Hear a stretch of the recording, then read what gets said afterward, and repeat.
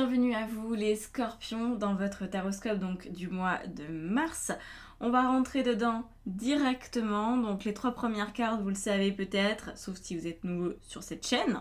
D'ailleurs si vous êtes nouveau et que ça vous plaît, n'hésitez pas à vous abonner, n'est-ce pas? Merci. Alors qu'est-ce qu'on a? On a le 4 de coupe, d'accord, la lune, ok, et le 9 d'épée. Bon, il y a de la délicatesse là-dedans, mais une délicatesse un peu contrariée. Alors là, je vais vous parler donc de ces énergies qui sont présentes peut-être déjà fin février, et en tout cas qui seront là début du mois de mars, ça c'est clair. Si ça vous parle pas, attention, hein, ce tirage peut ne pas être pour vous. Voilà. Donc 4 de coupe, c'est avec la lune, hein, je vais les mettre ensemble les deux là. Il pourrait y avoir une difficulté à faire la mise au point sur vos émotions. Vous pourriez avoir juste l'impression d'être plein d'émotions, mais alors exprimer vraiment ce qui se passe, peut-être c'est compliqué, juste je me sens vaseuse, je me sens pas bien, il y a un truc qui me tarabusque, mais peut-être que c'est compliqué de mettre des mots précis sur la situation, que vous sentez plutôt quelque chose de flou, mais en même temps de très présent. Voilà. Avec le 9 d'épée, on voit que ça peut être lié à une peur, une appréhension, une anxiété. Je pense que quoi qu'il arrive, vous allez devoir à minima poser des mots dessus, peut-être même vous en libérer, on va voir si c'est le challenge ou pas de ce mois, mais je suis pas certaine que vous puissiez passer à travers les mailles du filet et vivre avec ça l'air de rien. En général, le 9 d'épée, autant les deux premières ça passe, on peut faire l'autruche, autant le 9 d'épée c'est quand même quelque chose d'assez handicapant dans le quotidien parce que c'est une forme de stress qui est latent et puis qui va s'immiscer dans vos situations. Quelles que soient les situations, ça va venir rajouter de l'huile sur le feu, de la difficulté là où ça pourrait être simple. Donc on peut pas faire comme s'il y avait rien. Voilà, tout va très bien madame la marquise, ça fonctionne pas avec ces cartes. Alors, qu'est-ce qu'on va venir rajouter donc dessus? Vérifions de suite la situation. Celle-là, ouais. Le roi de coupe. Bon, c'est assez clair, hein. Tout est une question d'émotionnel là pour vous. Vous voulez certainement ce roi de coupe qui nous parle donc de stabilité, de bien-être aussi émotionnel, d'avoir la sensation que les choses sont tranquilles et intégrées, digérées. Alors, est-ce que c'est ce qui est prévu par la vie pour la suite? Le challenge, c'est, le valet de coupe. Alors là, on ne nous parle pas d'un challenge non plus monumental, parce que je pense que vous n'en êtes pas capable. Parce que là, on est quand même dans les profondeurs. Le valet de coupe, c'est quand même la capacité à sortir la tête de l'eau et aller vers quelque chose de plus positif, mais c'est pas non plus le mont Olympe, vous voyez. C'est quelque chose d'accessible, qui vous demande pas de devenir le héros des émotions, mais quand même, il y a vraiment du mieux. C'est de venir comme apprivoiser vos émotions. Vous voyez, c'est cet état-là. C'est pas de la maîtrise comme le roi de coupe, donc c'est peut-être pas ce que vous voulez. Alors après, peut-être qu'on a un roi de coupe là-dessous, je sais pas, j'ai pas regardé les cartes. Mais bon, on verra. J'ai envie de regarder, mais je vais me retenir. On va attendre la fin. Le valet de coupe, c'est cet entre-deux. C'est, ok, je suis en capacité de nommer mes émotions, de les observer correctement, de faire la mise au point dessus, et peut-être même de commencer à les accepter, à discuter avec, pour que le dialogue s'établisse à l'intérieur de vous. Mais on n'est pas dans de la maîtrise, ok? Alors, qu'est-ce qu'on a par-dessus ce valet de coupe qui fait ce qu'il peut, hein? La maison Dieu. Donc déjà, rien que cette étape, apparemment, pour vous, c'est beaucoup. C'est beaucoup. Alors, je sens quelque chose, je pense que ça peut vous aider. Vous pourriez en fait avoir l'impression ce mois de mars d'avancer et de reculer bien plus loin que ce que vous étiez avant. Vous voyez, il y a ce problème-là de curseur. Par exemple, vous avez vécu une situation, admettons, on va prendre du sentimental, hein. Vous avez vécu une situation qui au niveau sentimental était très compliquée. Bon, vous avez une rupture, donc les émotions sont peut-être partagées, vous avez peut-être un peu d'espoir que votre ex revienne, puis en même temps de la désillusion, puis en même temps vous vous dites bah c'est tant mieux, c'est un mal pour un bien. Enfin, vous voyez, il pourrait y avoir tout un imbroglio très mélangé. À partir de là, vous vous dites, bon, allez, il faut quand même que je dissipe mes appréhensions, que j'apaise mes émotions. Donc vous prenez le chemin de la résilience, tranquille, tranquille. Et puis, pouf, un message de votre ex ou vous croisez un couple dans la rue qui vous rappelle ce que vous avez vécu. Et là, patatras, retour en arrière. Et là où vous aviez fait 5 pas, vous en faites 10. Voilà, de l'autre côté. Ça, c'est la problématique. Et c'est là où je pense que le challenge est important pour vous, parce que même si on ne vous dit pas qu'il va falloir maîtriser vos émotions, on ne vous demande pas tant, mais on vous demande de stabiliser à peu près et peut-être de ne pas trop donner d'importance aux fluctuations. Ça pourrait très clairement être le cas ici, avec quelqu'un qui revient sur le tapis, un ex notamment, qui réessaye de s'inviter, ou vous qui changez de discours parce que d'un coup vous savez plus, est-ce que vous l'aimez encore, est-ce que c'est encore de l'importance, enfin, vous voyez, il peut vraiment y avoir ce ni oui ni non qui finalement vous fait du mal, parce que c'est ça le problème ici, hein, c'est que ça peut creuser encore plus dans les profondeurs. Et vous êtes quand même un signe qui peut avoir des difficultés avec les profondeurs de manière générale. Hein, c'est quand même... voilà, vous connaissez votre signe, les scorpions. On ne va pas se mentir, c'est un signe qui ressent beaucoup et qui peut aller très très très loin là-dedans. Et c'est pas toujours dans vos profondeurs émotionnelles que vous êtes le plus confort. Bon, et le but là, c'est pas d'aller tout en bas, c'est de rester à peu près à flot. Qu'est-ce qui va vous aider à faire ça ? Le 5 de bâton. Bon, bah alors là, par contre, hein, c'est de la bataille avec vous. C'est de vous dire, non, j'arrête. J'ai décidé de quitter quelqu'un. Je fais pas la girouette. J'y reviens pas parce que ça va être pire. En fait, ça, faut le piger. Et je pense que peut-être déjà fin février, vous voyez le truc arriver. Vous vous dites, je sais très bien que si je reviens sur une décision, si je repars en arrière, ça va faire vraiment très mal. Et que ça sera encore plus difficile de repartir en avant. Et là, c'est vraiment la mise en garde, si je puis dire, pour ce mois-ci, c'est de ne pas faire de yo-yo émotionnel. Faites attention aussi, hein, ça peut avoir un impact sur la nourriture, cette affaire-là.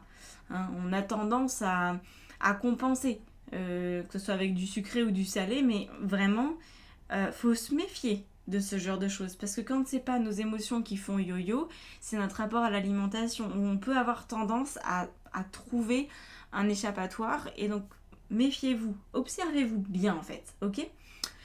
Le 5 de bâton nous dit que vous allez devoir jouer aux échecs avec vous-même, c'est-à-dire anticiper le prochain move de vos émotions. Ça c'est important.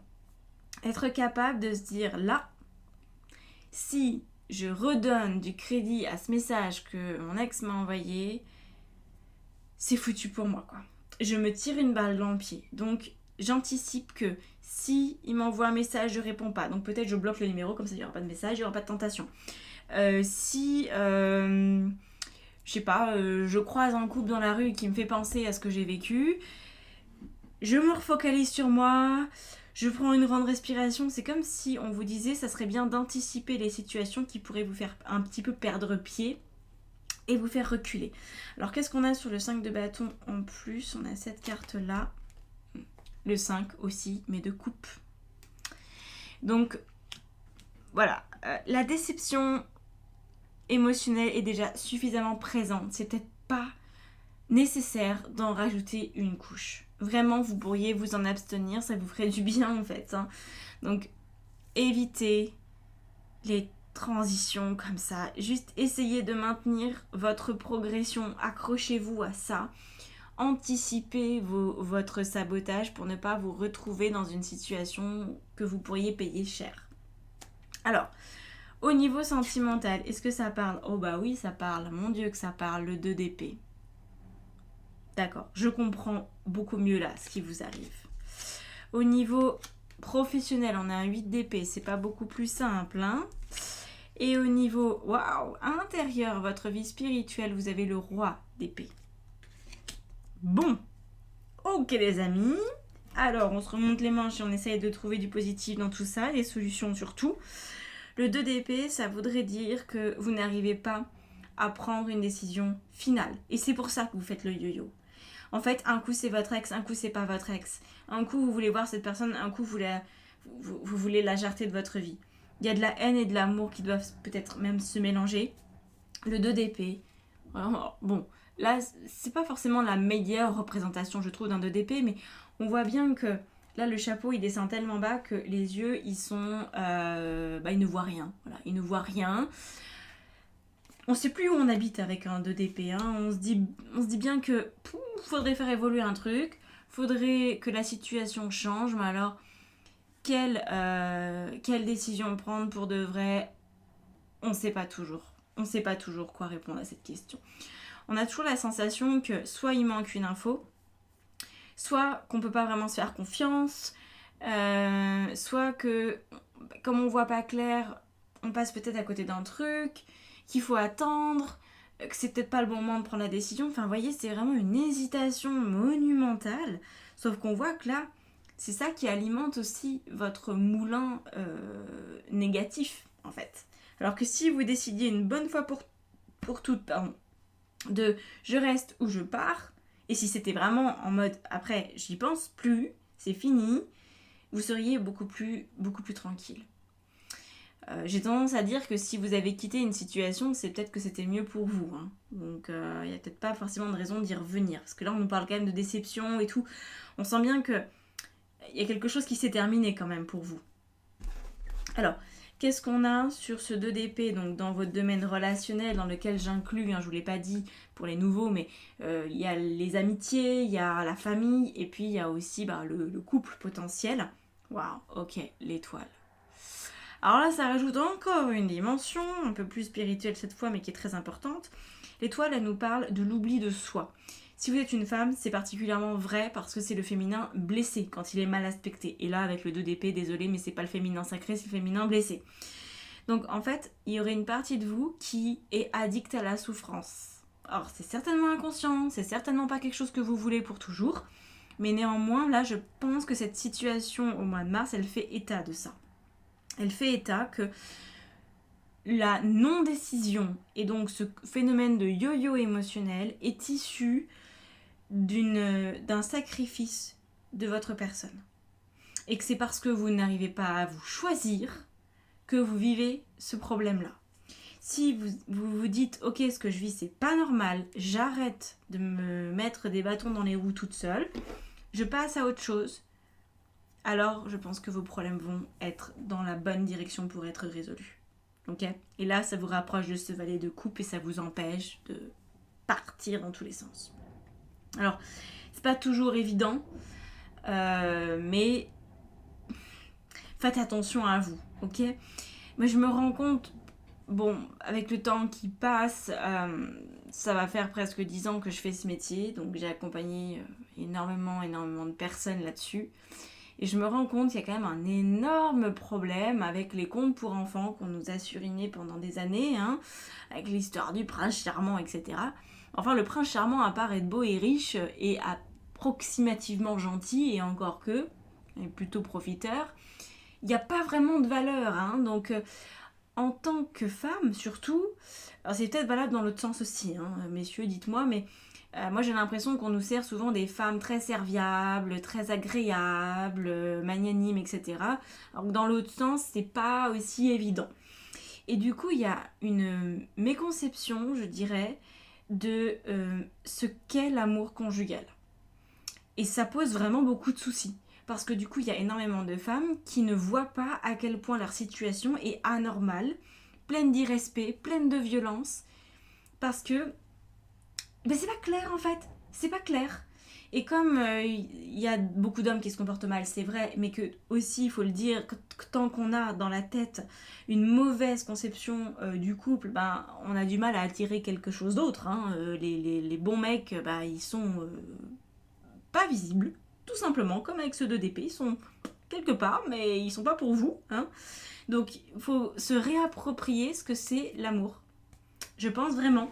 Je pense qu'il faudrait faire des cours, honnêtement, pour les collégiens, les lycéens, il faudrait leur apprendre ce que c'est que le respect, que l'amour véritable. Et on est quand même, en tout cas en France, on a une tradition de poètes et tout ça, mais ce sont souvent des poètes écorchés vifs, avec des histoires d'amour qui sont catastrophiques, qui se passent très mal, des histoires de tromperie, d'amour impossible, etc. Mais où on va avec ça? On peut pas se construire, en fait, mentalement, ni pire, inconsciemment. On agit d'une manière qui nous détruit au final. Donc faites attention à ça, et c'est peut-être le moment de mettre un coup de projecteur là-dessus pour éviter de vivre des situations qui ne vous conviennent absolument pas, mais pour lesquelles vous n'avez peut-être pas encore toutes les solutions. Ok, il faut peut-être déconstruire des choses intérieurement sur l'aspect du féminin. Donc maintenant, le 8 d'épée, qu'est-ce qu'on a? On a, voilà, ça a l'air d'être quelque chose qui va pas forcément trop non plus, hein. Le 8 d'épée, c'est la sensation, d'ailleurs, cette carte, elle est très, très représentative, je trouve. On a ce petit ange, donc les ailes sont hors de la cage, mais c'est à peu près tout. C'est cette sensation d'être enfermé, dans sa tête en tout cas. Hein. C'est pas forcément une situation réelle, vous n'êtes pas enfermé dans une entreprise, dans un travail, mais vous avez la sensation de ne pas pouvoir faire autre chose ou d'être limité, de ne pas pouvoir changer peut-être, alors que vous vous sentez peut-être très mal à l'aise. Encore un 2. Un 2 de denier. Oh, on continue avec cette espèce de ni oui ni non. Alors, ce que je vais vous dire ici, c'est un peu plus du coaching que du tarot, mais je pense que ça s'y prête. On est toujours la même personne, quelle que soit la situation de notre vie. Quand on dit par exemple, tout va très bien au niveau pro, mais rien ne va au niveau sentimental, on se met le doigt dans l'œil. Il y a quelque chose qu'on ne veut pas voir, mais c'est pas possible. C'est pas possible. Vraiment, je vous le dis, c'est pas possible. Ça peut être possible peut-être pendant un petit temps, mais à un moment donné, tout capote de la même manière parce qu'en fait, on a toujours une faille, hein, une blessure d'âme, certains vont l'appeler comme ça. Et cette blessure d'âme, elle s'exprime dans tous les domaines de notre vie. Donc là, il pourrait y avoir l'abandon et le rejet, par exemple, pour vous qui sont peut-être très forts. Ok ? Donc, cette instabilité que vous avez et peut-être cette presque incapacité, j'ai pas envie de vous dire que vous êtes incapable, mais je pense que vous n'êtes pas au beau fixe en tout cas par rapport au respect de vous-même. Tant que le respect de vous-même il n'est pas ancré de manière assurée et fondamentale au niveau de vos relations, peut-être bien que vous allez vivre des situations au niveau pro où vous allez vous sentir piégé. Finalement, ça fait écho à ce qu'on vient de dire au niveau relationnel, voyez. Donc, moi je vous dirais que le pro, c'est toujours que la conséquence, parce que c'est déjà une relation qu'on a avec des personnes qui sont très extérieures à nous quand même, hein, même si vous avez votre propre entreprise, la relation que vous avez avec des clients, c'est déjà la conséquence d'une conséquence d'une conséquence d'une conséquence. La racine, c'est vous avec vous, et puis vous avec une personne que vous aimez. Voilà, c'est déjà là, c'est dans ce lien-là d'intime à intime qu'on peut voir beaucoup de ces schémas. Et après, ces schémas, ils se démultiplient dans tous les autres domaines de notre existence. Donc, prenez le temps de regarder à cet endroit-là, dans votre domaine relationnel, et ayez peut-être la patience d'attendre que ça porte des fruits positifs au niveau pro. Voilà. Là, pour le coup, je ne pense pas que ce soit une bonne idée de commencer par le pro. Parfois, c'est la solution. Là, c'est pas ce que je ressens. Après, encore une fois, hein, c'est à vous d'adapter à votre situation. Au niveau de votre vie intérieure, justement, on y va. Roi d'épée. Donc, le roi d'épée, c'est la capacité à être intérieurement très clair avec ce qu'on est, avec notre fonctionnement, avec du coup tout ce qui peut nous servir ou nous desservir. Donc, les schémas plus ou moins positifs, plus ou moins porteurs. Là, on vous permet au mois de mars de vous poser des questions existentielles. Qui suis-je ? Pourquoi je me comporte comme ça ? Qu'est-ce qui fait que je me retrouve systématiquement dans ce genre de situation ? Qu'est-ce qui fait que je maintiens l'indécision alors que je sais très bien que je suis en souffrance dans ce truc ? Voilà. Alors, qu'est-ce qu'on a ? Là, c'est une carte qui est ici. C'est celle-là. Ouais, c'est celle-là. Vous n'allez pas me dire que le tarot est pas magique quand même. Hein. Roi d'épée, again. Double. Donc là, la clarté est hyper importante. Je vous le dis quand même, vous avez beaucoup d'épées. Quand on a beaucoup d'épées, c'est qu'on a beaucoup de peur, qu'on a beaucoup d'angoisse. Le roi d'épée, il vient mettre un terme à tout ça. Déjà, quand on a le chevalier d'épée, c'est pas mal. Le valet. Quand on a la reine, c'est le deuil de l'ancienne vie. Donc là, ce que ça sous-entend, c'est qu'intérieurement, il faut déjà faire le deuil de la personne que vous avez été pour en mettre une autre aux commandes de votre vie. Ok ? C'est un gros travail sur soi. Je ne sais pas si le mois de mars va suffire, très honnêtement. Mais peut-être que vous avez déjà initié ça et que là, les choses se mettent en chemin. Ok? Ça peut être bien aussi de faire une constellation familiale pour vous. Ça peut être une très bonne idée même. Parce qu'on a quand même l'étoile et tout. Il y a des petits trucs là qui me font dire... si on veut vraiment mettre un coup de pied dans la fourmilière et avancer sur ce sujet, ça peut faire la différence. Faites-le. Franchement, ça mange pas de pain, c'est très efficace. Faites-le avec un thérapeute qui est bien, évidemment. Évitez les débiles. Et vous verrez la différence, très clairement. Donc, intérieurement, il y a du taf. À la fin... enfin. À la fin du mois, j'avais hâte de regarder ce qu'il y avait en dessous. L'empereur. Bon, l'empereur, c'est parfait. C'est en fait une stabilité qui arrive. Vous voyez, c'est pas le roi de coupe, mais j'ai envie de dire, l'empereur, c'est quand même la réunion des quatre rois, du tarot. Donc, il a le roi de coupe en lui, il a le roi d'épée en lui, et puis il a aussi le roi de denier, voilà, et le roi de bâton, mais il est plus proche du roi de bâton, pour être complètement honnête avec vous. Mais il les incarne quand même, les autres, à sa façon. Donc, l'empereur à la fin de mois nous montre que vous êtes retombé sur vos pieds et que je pense pas que le truc soit folichon, mais vous avez un minimum les bases. Vous avez les bases de qu'est-ce que je veux, comment je fonctionne. Pas forcément où vous allez, ça c'est peut-être pas quelque chose qui va être encore visible, mais vous avez votre petit carré là sur lequel vous pouvez vous accrocher et vous dire ça, c'est bon, ça tient, c'est solide.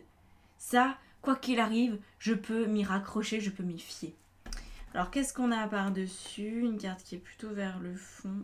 Celle-ci, je crois. Le 8 de bâton. D'accord. Ça va vous donner du peps. Ça va vous donner de l'énergie de voir que vous êtes en capacité d'assurer vos arrières par vous-même. Il y a vraiment une sortie d'insécurité ici. Hein. C'est très impactant. Très impactant. Bon. Eh bien écoutez, moi je vais vous laisser là, il n'y a pas d'extension directement à cette vidéo, il n'y a que des guidances personnalisées à partir de 15 € pour vous donner un peu mes tarifs. Sinon, coaching, ça peut être très bien pour vous. Réserver un appel découverte si vous voulez qu'on en parle, voir si c'est possible ou pas pour moi de vous accompagner selon là où vous en êtes, parce que parfois c'est peut-être plus psy que coaching, il faut vérifier votre état d'esprit aussi par rapport à tout ça. Formation tarot, si vous voulez transformer votre vie avec le tarot, c'est la formation qu'il vous faut. Voilà, parce que moi je apprends le tarot, vous achetez un bouquin et voilà, hein, c'est scolaire finalement, apprendre. Mais l'expérimenter, c'est différent. Bon, je vous laisse là-dessus, je vous souhaite un très très beau mois de mars, merci de votre soutien et à bientôt. Ciao ciao.